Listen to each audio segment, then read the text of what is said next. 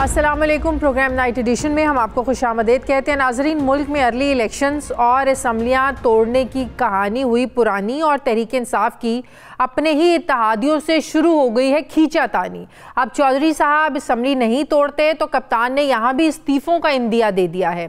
Punjab assembly में नाजरीन वज़ीर आला चौधरी परवेज़ इलाही को एतमाद का वोट लेने के लिए चैलेंज का सामना है। इससे पहले कि नंबर गेम शुरू होती, इससे पहले कि एतमाद का वोट लेने की तारीख दी जाती और इससे पहले कि मुनारिफ चेहरे सामने आते, वज़ीर आला पंजाब एतमाद का वोट लेने से ही भाग रहे हैं। जबकि कप्तान हाईकोर्ट की अगली पेशी यानी 11 जनवरी से पहले पंजाब असम्बली से एतमाद का वोट हासिल करके असम्बली को तहलील करना चाहते हैं। लेकिन चौधरी परवेज़ इलाही का ये मानना है कि पंजाब असम्बली से एतमाद का वोट हासिल करने की कोई ज़रूरत नहीं, उनकी वज़ारत आला तहरीक इंसाफ के भी अव्वलीन मफाद में है। क्या कहते हैं परवेज़ इलाही साहब, ज़रा देखिए। जो गवर्नर ने आर्डर दिया है हम उसके आर्डर को मानते नहीं हैं, वो तो इलीगल आर्डर है। तो अगर हम मान लेंगे तो इसका मतलब है कि उसमें सारी कमी हमारी है और जो गवर्नर चाहता है इलीगल आर्डर करके उसको हम कंफर्म कर दें, ये नहीं हो सकता। लीडरशिप है पीटीआई की, उनको जिम्मेदाराना बयान देना चाहिए। वो खुदा का खौफ करो। जो आपका हाल हुआ था 25 तारीख को, आपकी ज़बानें बाहर आई हुई थी और लाले पड़े हुए थे। नाज़रीन, चौधरी परवेज़ इलाही एक तरफ इमरान खान को कायदे आज़म के बाद सबसे बड़ा लीडर भी मानते हैं, मगर फिर उन्हें इमरान खान के फैसलों से इख्तलाफ क्यों है? क्या काफ लीग एक तीर से दो नहीं बल्कि तीन शिकार करने के मिशन पर है? एक तरफ काफ लीग अपनी इत्तेहादी जमात पाकिस्तान तहरीक इंसाफ के साथ रहना भी चाहती है, दूसरी तरफ इस्टेब्लिशमेंट को नाराज़ भी नहीं करना चाहती है, और तीसरी और आखिरी तरफ यानी PDM इत्तेहाद की ऑफर्स पर भी मुबहिम सी खामोशी इख्तियार कर रखी है। ये सियासी हिकमत अमली है या फिर कोई मजबूरी है? नाजरीन, ये पहला मौका नहीं है जब काफ लीग ने खुलकर तहरीक इंसाफ की पॉलिसी से इख्तलाफ किया है। चौधरी परवेज़ इलाही पहले भी इमरान खान के जनरल बाजवा के खिलाफ दिए गए बयानात को तकलीफ दे कह चुके हैं। इमरान खान अपनी हुकूमत के खिलाफ रजीम चेंज साजिश का जिम्मेदार जनरल बाजवा को ठहराते हैं, जबकि काफ लीग ने इत्तेहादी होते हुए ऐसे इल्ज़ामात से फासला बरकरार रखा। एतमाद के वोट से हट कर वजीराबाद में इमरान खान पर कातिलाना हमले पर भी काफ लीग PTI के साथ कहीं खड़ी नजर नहीं आई। इमरान खान का शिकवा है कि वो साबिक वज़ीर आज़म होते हुए भी कातिलाना हमले का पर्चा दर्ज नहीं करवा पाए, जबकि काफ लीग का मानना है कि PTI अपनी मर्जी का पर्चा दर्ज करवाना चाहती है, जो मुमकिन नहीं है। मोनिस इलाही FIR दर्ज ना होने के पीछे के मुहर्रिकात को खुलकर बयान करने के बजाय तंजिया अंदाज में तहरीक इंसाफ के रहनुमाओं को कहते हैं कि आपकी मर्जी का पुलिस ऑफिसर मैं तैनात कर देता हूं, पर्चा आप करवा के दिखा दें। नाजरीन, वजीराबाद हमले की मतलूबा FIR दर्ज ना होने की वजह वज़ीर आज़म, वज़ीर दाखिला और एक फौजी ऑफिसर का नाम है, जिस पर IG पुलिस भी साफ इनकार कर चुके हैं कि इन नामों के साथ FIR दर्ज करना मुमकिन नहीं है। वज़ीर आला पंजाब के इख्तलाफी बयानात के बाद पाकिस्तान तहरीक इंसाफ ने अपनी नई हिकमत अमली पर वर्किंग शुरू कर दी है। पार्टी की सीनियर लीडरशिप के इजलास में इमरान खान ने यह हिदायत जारी की है कि 11 जनवरी से पहले एतमाद के वोट का मामला हर सूरत निपटाया जाए। अगर असम्बली की तहलील में कोई रुकावट डाली जाती है तो PTI अरकान मुस्ताफ़ी हो जाएं। अब यहाँ सवाल ये ज़रूर पैदा होता है कि अगर चौधरी परवेज़ इलाही एतमाद का वोट नहीं लेते और PTI अरकान पंजाब असम्बली से मुस्ताफ़ी हो जाते हैं, तो ऐसे में क्या परवेज़ इलाही पंजाब की पगड़ी अपने सर पर संभाल पाएंगे या फिर असम्बली में 10 सीटों के साथ इखलाकी तौर पर उनके पास इखलाकी जवाब ज़ाहिर है बाकी नहीं रहता। मगर ये है पाकिस्तान, यहाँ की सियासत में कुछ भी मुमकिन है। चौधरी परवेज़ इलाही PDM की हिमायत से भी वज़ीर आला रह सकते हैं, मगर आधे सूबे में इलेक्शन करवाने पड़ेंगे। ये बात तो तय है कि इमरान खान असम्बलियों से बाहर आकर हुकूमत पर अर्ली इलेक्शन के लिए दबाव बढ़ाना चाहते हैं।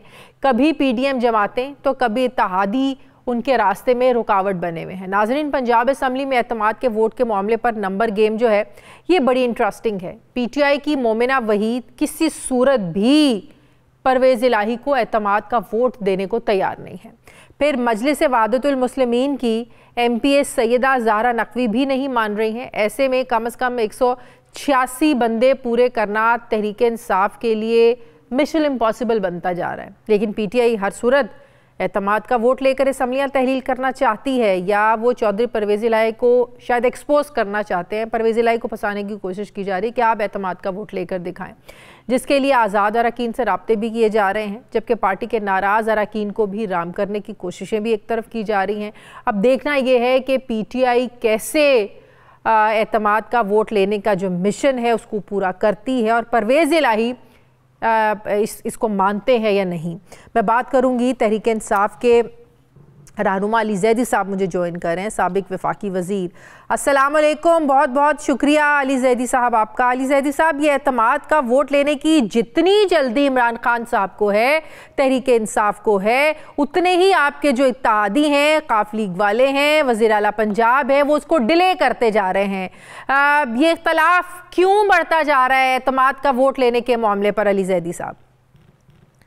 अच्छा, ये वैसे मीडिया पे ज़्यादा इख्तलाफ बढ़ रहा है, क्योंकि हमारी तो आपको पता है परवेज इलाही साहब कई दफ़ा कह चुके हैं, जलसे में भी कह चुके हैं, टीवी में भी कह चुके हैं कि वो ये इमरान खान की अमानत है और वो जब चाहें तो वापस करते हैं। उसके बाद मोनस से रोज हमारी बातचीत मुलाकात हो रही है, वो जो भी स्ट्रैटेजी अभी लगता है फिर आपने मेरा वो जो प्रोग्राम में शॉर्ट चलाया है परवेज इलाही साहब का, वो भी आपने नहीं सुना है। और परवेज इलाही बहुत सारे इंटरव्यूज में अपनी ख्वाहिश भी बता चुके हैं कि वो नहीं चाहते ख्वाहिश बता चुके हैं।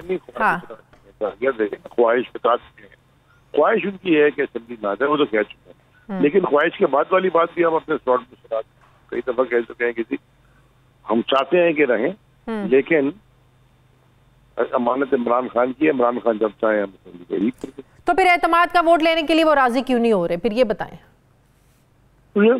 आई डोंट अंडरस्टैंड कि उनकी क्या, मुझे आई डोंट अंडरस्टैंड, मुझे ये पता नहीं है कि वहाँ क्या स्ट्रैटेजी। मैं कराची में हूँ, पिछली जो लीडरशिप की मीटिंग हुई थी उसमें तो बड़ी क्लियर था कि कोई इशू नहीं था।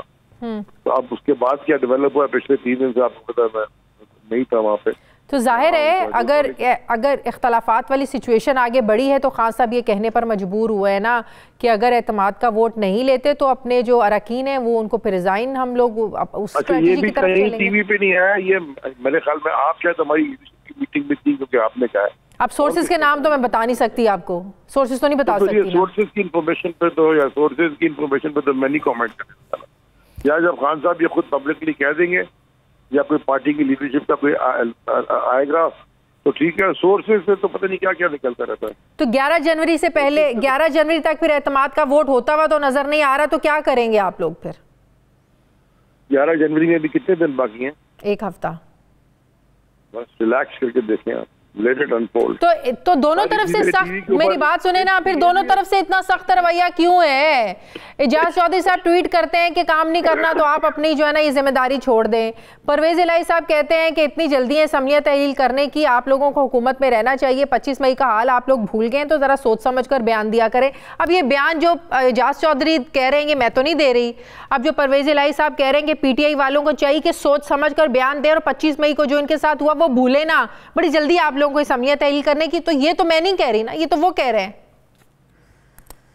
देखें, सारी स्ट्रैटेजी आप लोग समझते हैं, आप लोग टीवी के ऊपर डिस्कस करना चाहते हैं। मैं पहले कई दफा कह चुका हूँ, बहुत सारी बातें स्ट्रैटेजी की ऐसी होती है, बल्कि बहुत सारी पॉइंट्स होते हैं कि टीवी में डिस्कस नहीं होते।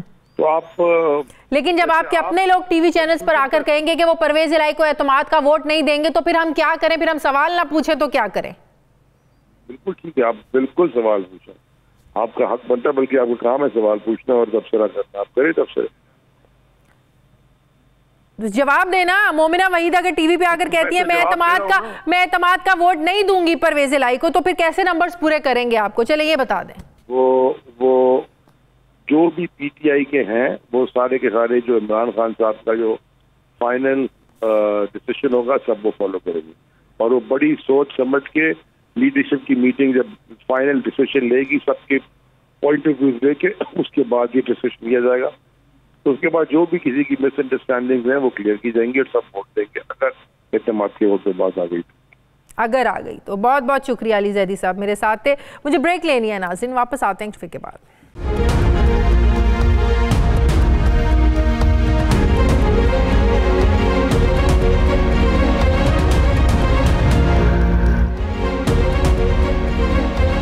ब्रेक के बाद एक बार फिर से आपको खुशामदीद कहते हैं। मुस्लिम लीग काफ की रहनुमा समीना खावर हयात साहिबा ने मुझे ज्वाइन किया है।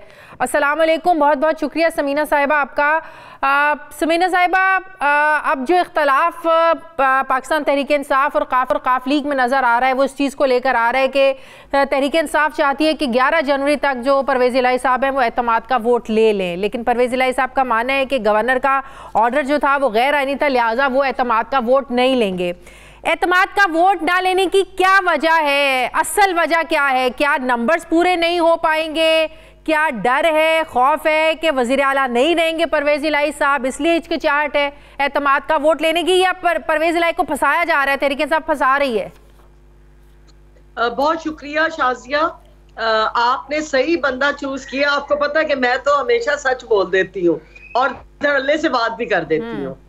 तो बात यह है एक्चुअली कि चौधरी परवेज इलाही साहब जो हमारे मुल्क के दो सतून हैं, एक है जुडिशरी और दूसरा है आर्मी, जो हमारे अफवाज पाकिस्तान है, वो कभी इनसे अगेंस्ट या इनके मुतरादिफ नहीं जाते हैं।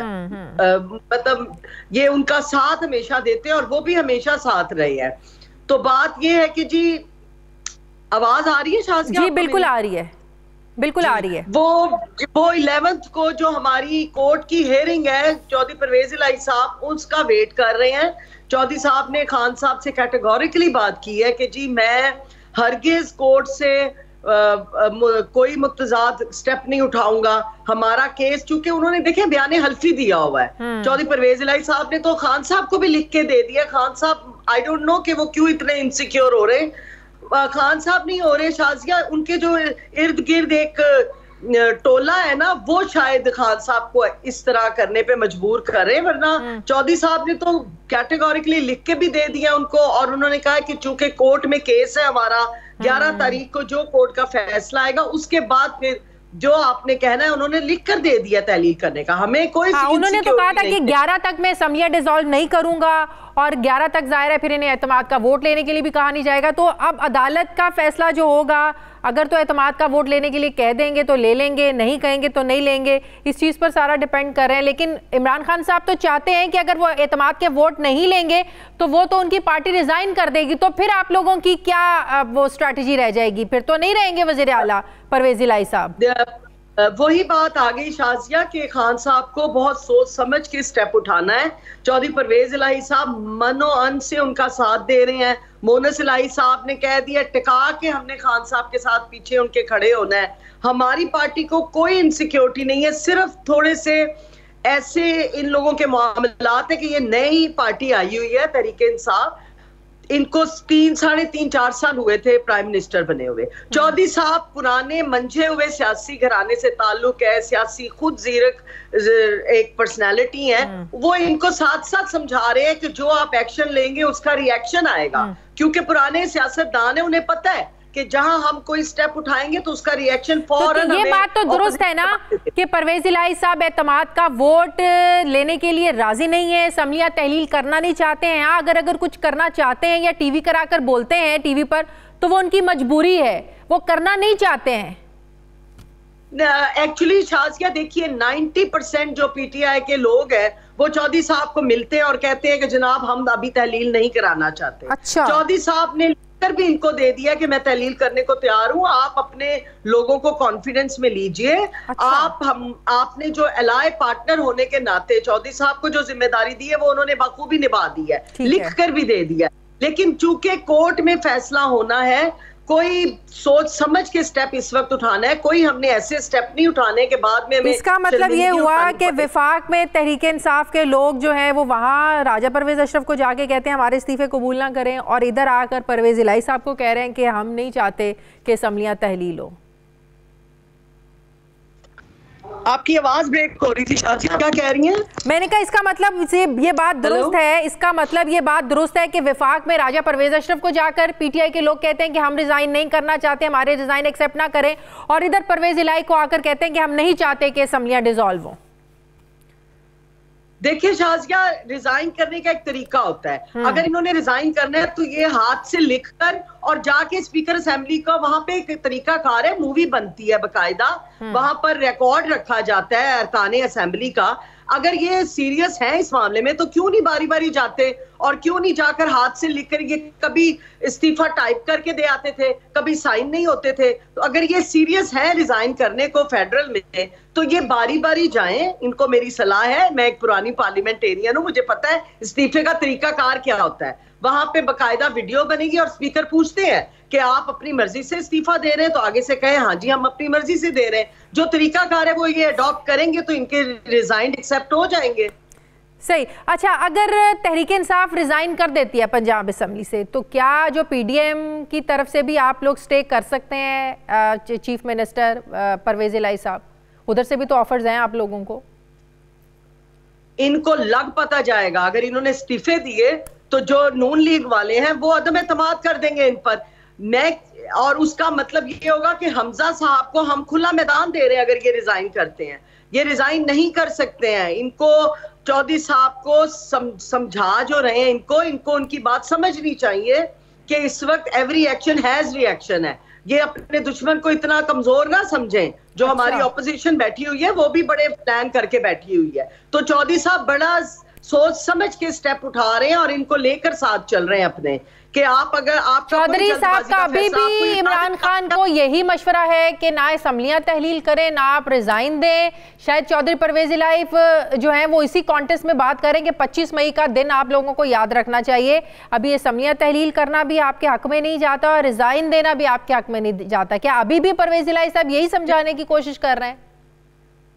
देखिए, परवेज इलाही साहब समझा रहे हैं कि आपसे वादा है मेरा, आपने कहा था जी आप तहलील कर देंगे जब आप कहिए। चौधरी साहब ने बात मानी, लेकिन इनको ये बात भी समझा रहे हैं चौधरी साहब कि अगर आप ये गलत एक्शन लेंगे तो आपको बड़ा पुरजोर रिएक्शन पड़ेगा उनका। तो आप वो साथ साथ इनको एलाय पार्टनर होने के समझा रहे हैं कि हर एवरी एक्शन हैज रिएक्शन। अगर इनके कुछ लोगों को समझ नहीं आ रही तो ये खान साहब को चाहिए कि चौधरी साहब पे अंधा एतमाद करें। बिल्कुल ऐसे बयानात ना दें कि जी हम तहलील कर देंगे। या चौधरी साहब की आप बात समझ रहे हैं, वो बेरोजगारी, गुर्बत, महंगाई, education, cardiology, health reform programme हर एक पे काम कर रहे हैं। वो बिल्कुल ऐसी कोई बयानबाजी नहीं कर रहे। वो बस ये कह रहे हैं कि हमें अपने मुल्क के दो सतूनों को भूलना नहीं चाहिए, एक अफवाज पाकिस्तान और दूसरा हमारी जुडिशरी। इसके ऊपर हमें बहुत सोच समझ के बात करनी चाहिए। अगर दूसरी जमात नहीं समझ रही है तो चौधरी साहब बहैसियत अलाए उनको हमेशा से समझाते आ रहे हैं कि बहुत तरीके से अलायंस पार्टनर्स को लेके चलना है हमने साथ। तो इमरान खान के जो आसपास के लोग हैं वो मजबूर करें। आप तो ये कह रही है ना कि 90% लोग तो चाहते नहीं है कि असम्बलियां तहलील करना, रिजाइन देना। इसका मतलब ये इमरान खान की अपनी स्ट्रैटेजी है। इमरान खान, अब तो वो वक्त है कि इमरान खान ने कोई फैसला करना है, वो अपने जो है ना वो दाएं और बाएं लोगों से भी पूछना पसंद नहीं करते हैं, बताना पसंद नहीं करते हैं। तो ये इमरान खान की अपनी स्ट्रैटेजी है, अपनी अमली है, उनकी अपनी ख्वाहिश है। देखिए, ये भी पर्सनल सा है, मे भी उनकी अपनी जाती हो, क्योंकि उनके पास जो 2, 4, 5, 6 लोग हैं, उनके बेस्ट बडीज जो हैं, वो बहुत थोड़े लोग हैं। हाँ। और बाकी खान साहब की अपनी स्ट्रेटजी बनती है। खान साहब खुद स्टेप लेते हैं तो उन्हें सोच समझ के, देखिए पहले भी इन्होंने एक स्टेप लिया था, आपको मैं याद कराऊं, बुजदार को इन्होंने लगा दिया। अच्छा भला इनके पास एक्सपीरियंस्ड परवेज इलाही साहब मौजूद थे। हाँ। इन्होंने बुजदार साहब को लगा के 3.5 साल पंजाब का जो बेड़ा गर्क किया है बुजदार साहब के दौर में। और अब देख लीजिए, जो 3.5 साल में काम नहीं हुए थे वो 3-4 महीनों में चौधरी साहब ने वो करके दिखाए हैं। तो ये एक्सपीरियंस्ड लोगों के साथ रहेंगे तो कामयाबी से चलेंगे। और परवेज इलाही साहब से बढ़ के एक्सपीरियंस्ड सीएम कोई नहीं आए। बहुत बहुत शुक्रिया। मुस्लिम लीग काफ की रहनुमा समीना खावर हयात साहब मेरे साथ ही। मुझे ब्रेक लेने, वापस आते हैं वक्फे के बाद।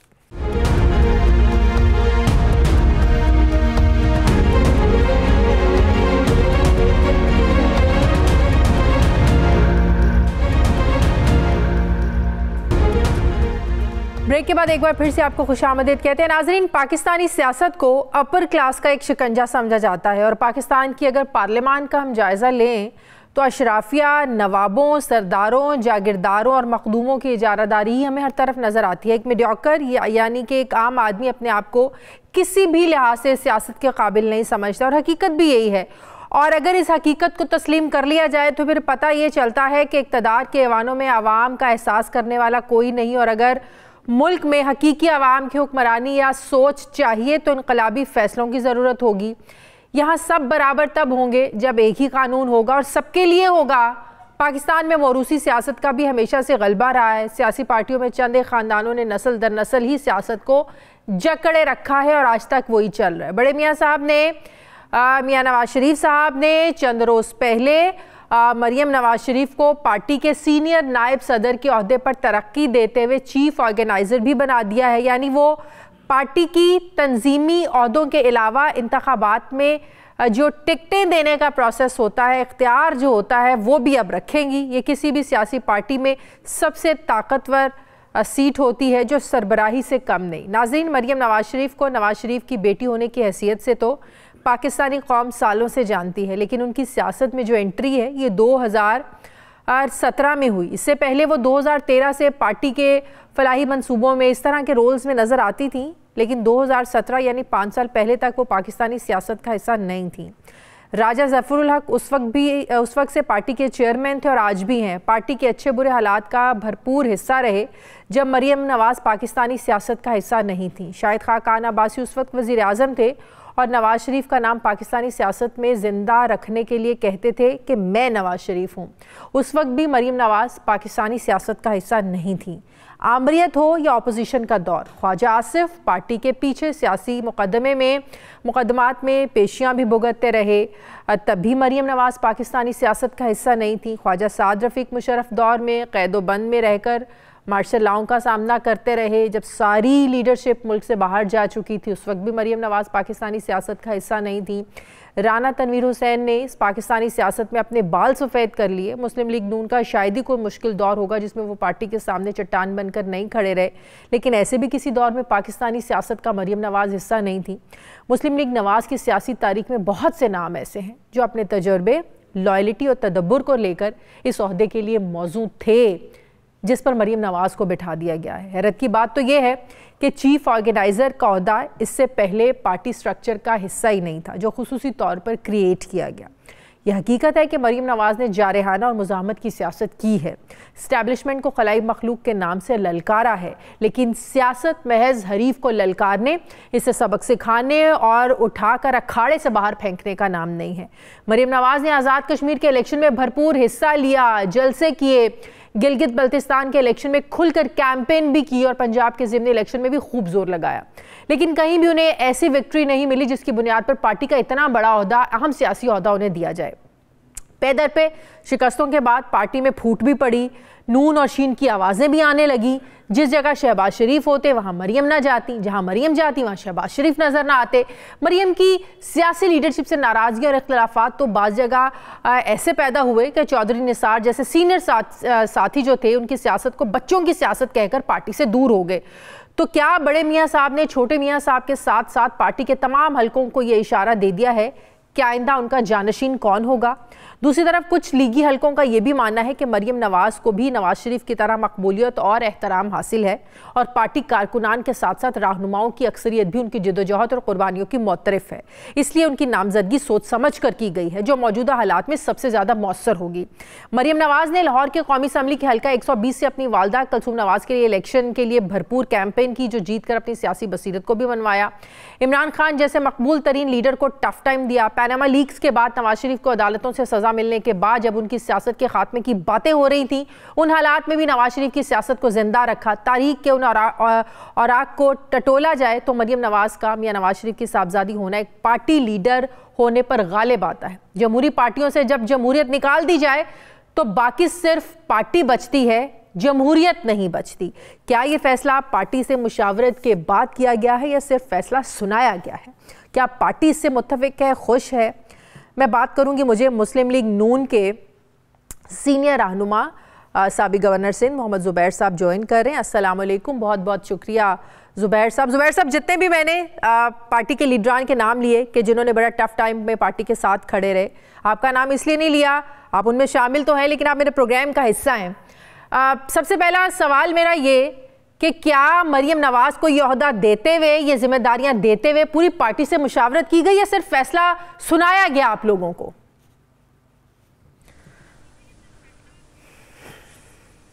एक तो पूरी पार्टी, पता नहीं आपका मतलब क्या है कि पूरी पार्टी से मशवरा? पूरी पार्टी तो सबसे बड़ी पार्टी है, लाखों करोड़ों उसके चाहने वाले हैं, सपोर्टर्स हैं, लीडरशिप है। पहले तो आपने काफ़ी डिटेल में एनालिसिस की कि क्यों ये फ़ैसला सही नहीं है। देखिए, जमहूरियत की जब हम बात करते हैं तो उसमें सबसे नंबर 1 चीज़ जो होती है वो नंबर 1 चीज़ होती है कि उनकी आवाम में कितनी सपोर्ट है।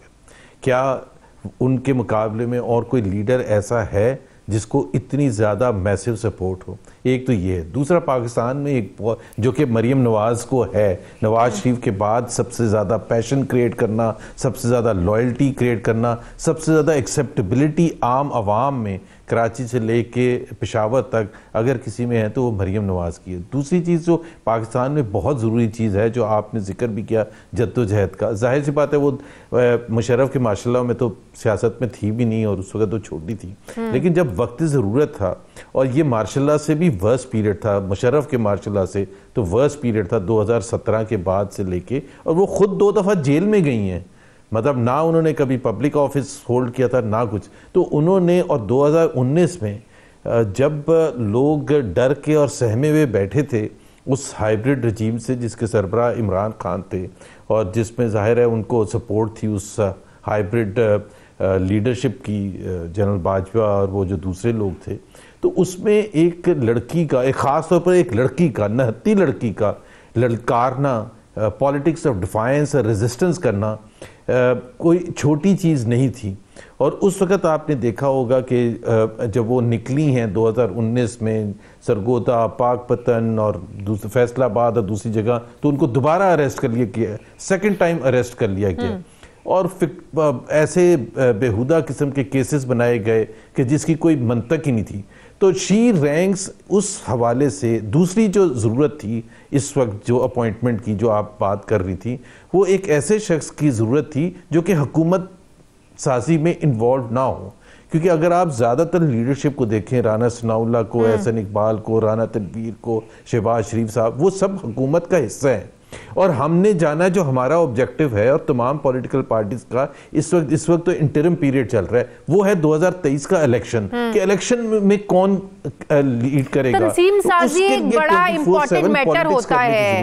इलेक्शन में टिकट देने का जो फैसला होता है, टिकट्स देने का फैसला बड़ा इंपॉर्टेंट होता है, तंजीम साजी बड़ी इंपॉर्टेंट होती है, और ये एक सियासी बसीरत और सियासी तजुर्बे के बाद ही आपको पता चलता है कि आपने अगर पूरे मुल्क में इंतखाबात लड़ने हैं तो गलत कह रही हैं बाय द वे। गलत क्या? नहीं, वो आपकी वो गलत आप कह रही हैं कि शी विल डिसाइड। वो उसका जो तरीक़ेकार पाकिस्तान मुस्लिम लीग नवाज में है, वो पार्लियामेंट्री बोर्ड बनता है, पूरे कंट्री के लेवल पर भी बनता है और सूबों के लेवल पर भी बनता है, शहर के लेवल पर भी बनता है। और उस पार्लियामेंट्री बोर्ड में बहुत से लोग होते हैं, सीनियर लीडरशिप होती है।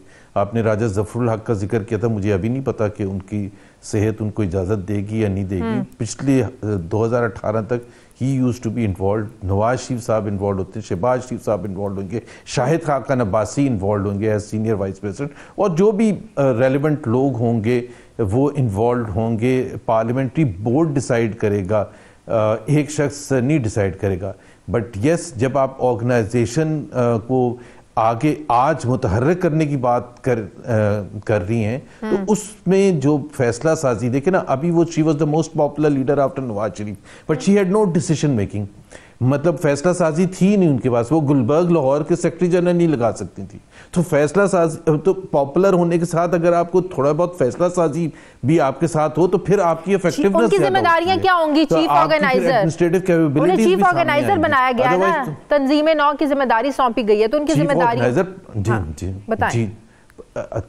हाँ, वो टिकट तो आएगा जब देखे ना, टिकट तो उस वक्त अगस्त सितंबर में आएगा मरहला, जब इलेक्शंस अनाउंस होंगे एंड सो ऑन। इस वक्त तो तंजीम नौ का मतलब ये है कि बहुत से लेवल्स पर हमारा स्ट्रक्चर अभी है ही नहीं। मिसाल के तौर पर अगर आप सिंध में देखें तो उसको इफेक्टिव करना, अगर उसमें गैप्स हैं उसको ठीक करना, लाहौर में, पिंडी में, जेलम में, बलूचिस्तान में, केपी में, और वो खुद सिर्फ अपनी मर्जी से नहीं करेंगी, जाहिर सी बात है तमाम बड़ों के मशवरों के साथ करेंगी, but she is the one. इस वक्त तो सब हुकूमत में लगे हुए हैं, तो हुकूमत से बाहर अगर आप किसी को देखें तो वो she was the right choice कि जो 24/7 हमजा शहबाज से भी बेहतर चॉइस ये थी। हमजा शहबाज इनसे मरियम नवाज से ज्यादा पुराने सियासत में हैं।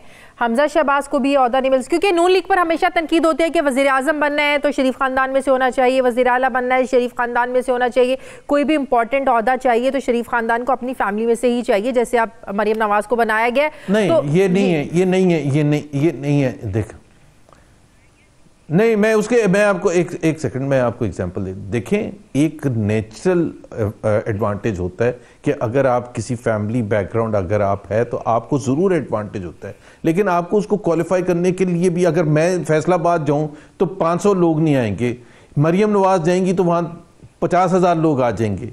बुश जो था, बुश जूनियर, वो इस वजह से प्रेसिडेंट 2 दफ़ा बने थे यूनाइटेड स्टेट्स ऑफ अमेरिका के कि वो बुश सीनियर के बेटे थे। अगर उनके बेटे ना होते तो वो आगे, क्लिंटन की जो वाइफ थी वो हिलरी क्लिंटन, वो पहले सेक्रेटरी ऑफ स्टेट बनी और फिर उसके बाद 2016 का जो इलेक्शन था, प्रेसिडेंशियल इलेक्शन, उसमें डेमोक्रेटिक पार्टी की नॉमिनी थी और सबसे ज्यादा वोट लिए थे, ट्रंप से ज्यादा वोट लिए थे।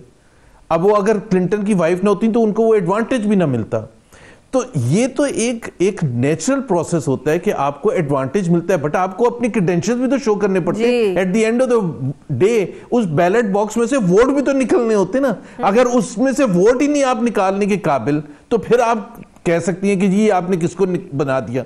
तो ये एक बिल्कुल एक होता है, एक अच्छी क्राउड पुलर तो है, क्राउड आता भी है, बड़े बड़े जलसे भी करती हैं, लेकिन वो जब जीबी के गिलगित बल्तिस्तान की बड़ी जबरदस्त, बड़ी भरपूर कैंपेन की, आज़ाद कश्मीर में इन्होंने बड़ी जबरदस्त कैंपेन करती रही हैं, लेकिन जीत नहीं आती रही, वोट नहीं निकलता रहा। हाँ, मरियम नवाज के जलसों में लोग जरूर उमड़ उमड़ के आते हैं, लेकिन जब वोट देने की बारी आती है तो वोट नहीं देते। अच्छा, अनफॉर्चुनेटली आप मोहम्मद ज़ुबैर से बात कर रही हैं, मैं कुछ फैक्ट्स बता देता हूँ आपको। वो जो आपने कहा ना कि वो लीड किया था, उसमें 13 बाई इलेक्शंस हुए थे।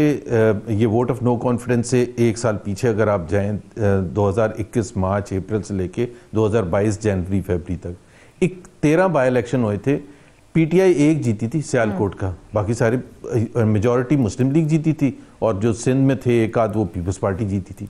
कैंटोनमेंट बोर्ड के इलेक्शंस हुए, पीएमएलएन स्वेप्ट द इलेक्शंस, जो कि बहुत बड़ा चैलेंज था हमारे लिए कि जी कैंटोनमेंट बोर्ड, पिंडी के cantonment board, we swept the election, Lahore, वार्टन, सियालकोट एंड अदर्स।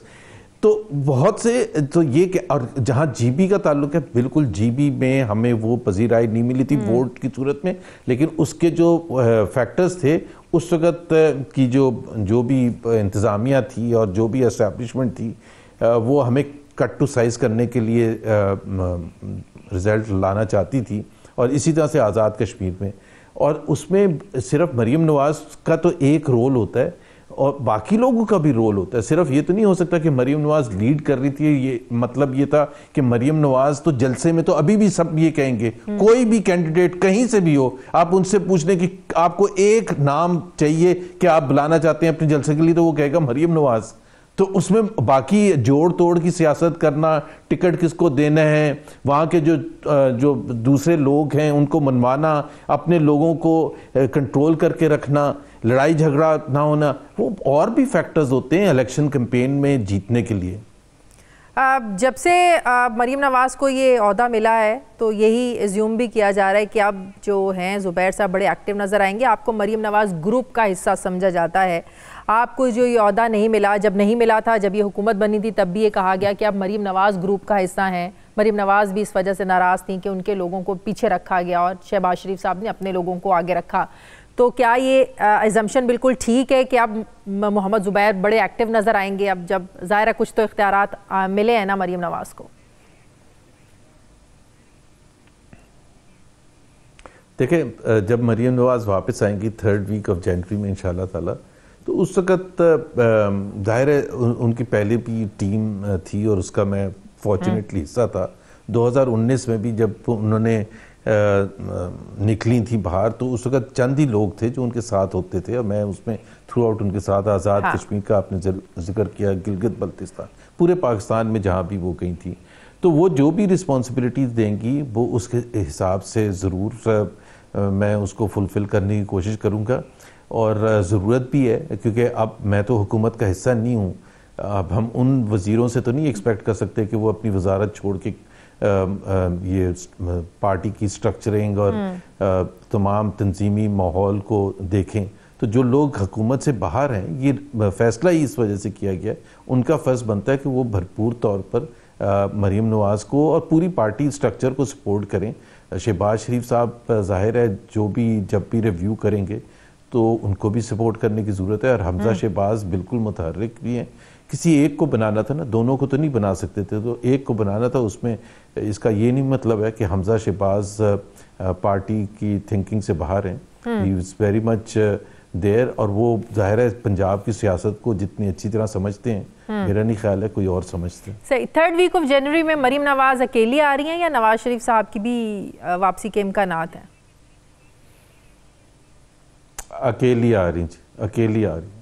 तो नवाज शरीफ साहब की वापसी कब तक मुमकिन है?